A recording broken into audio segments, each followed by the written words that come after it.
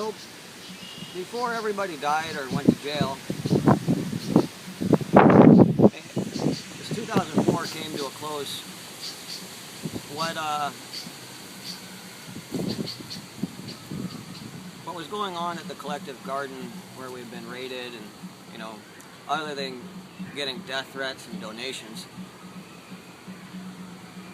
it was getting cold there. So Linda told me that she wanted me to go back to Sacramento for Christmas and so on until it became a safe place for me to be again, and I went back to Sacramento pretty much empty-handed. And this was okay because the medical marijuana dispensary scene in Sac was just starting to open up. We had one shop off El Camino for a few months, and there was a couple opening downtown. And because I had been a mascot patient for a giant collective garden, and I had already been through a raid, I was kind of like a good luck charm for the shops. And every time a new shop would open up, they'd come and be like, well, you got to come hang out with us because, you hang out with these people, and that's only fair. So I started hanging out at the shops more and more, and the function that I ended up serving there was these marijuana growers would be coming off the hill, and it'd be the first time that they ever tried to sell their marijuana to a shop, and they'd have to wait a long time to see the actual buyer. So they put me in a room between the registration desk and the buyer, and I be this buffer. And in there I get to interview people on how they were growing and why they were doing it, and get a real feel for who the growers are. And before I knew it, I was making like scarily accurate comments like, well, I know you guys only make about $50,000 a year. A grower would look at me like, how do you know that? Who told you that? Well, I see you drive old Volvos. I see the clothes that you wear. They're a few years old. They're from Target. And I just put you right about there. You make about $1,000 a week. I also learned all the different fertilizers, and the fact that only about 1 out of every 10 growers had anything that was effective. Back then it wasn't as homogenized though, so things were actually better, and the price of the pound was like between $3 and $4 grand. So they were getting paid enough to figure out how to do it right. And about, I guess it was already like 2/3 of the way there in that year. I've been a fixture of the community already. The owner of the El Camino shop asked me if I wanted to go to Seattle with him, and we were going to fly there, and I wanted to get him high on the plane.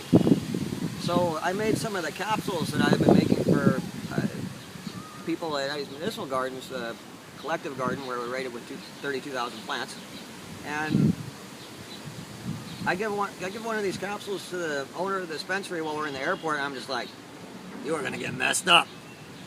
And 15 minutes later, he's like, I already fucking feel that. How'd you do that?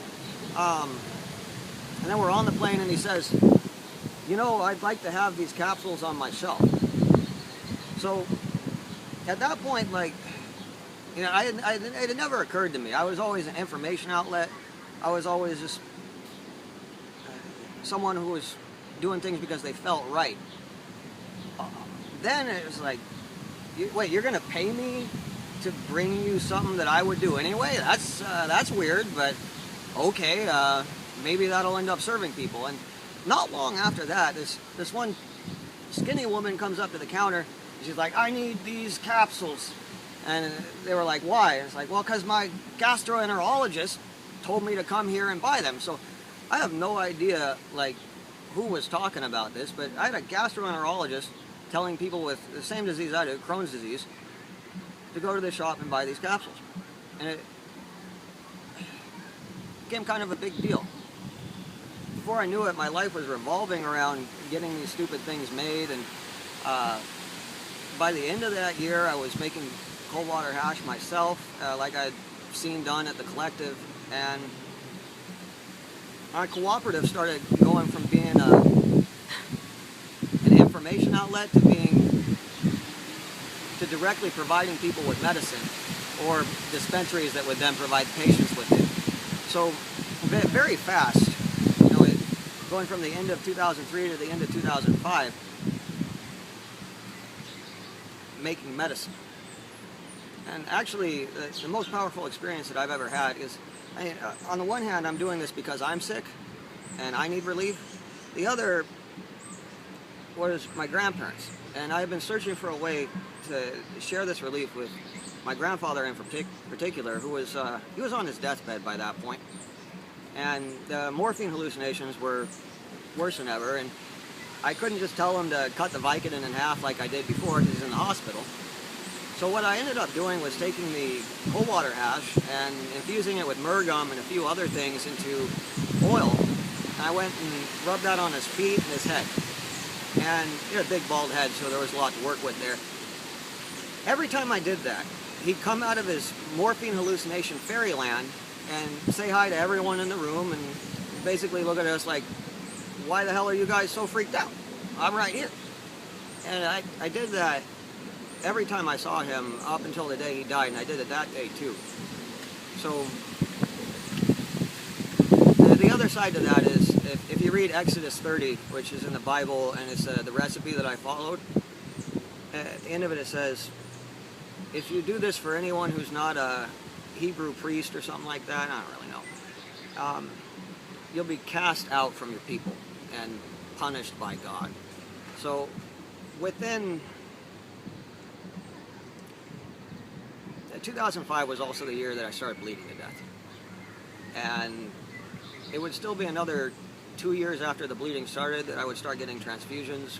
But as serious as I took the mission to provide relief to others, I didn't really think about what it was doing to me and where I would end up because of it. So that was 2005.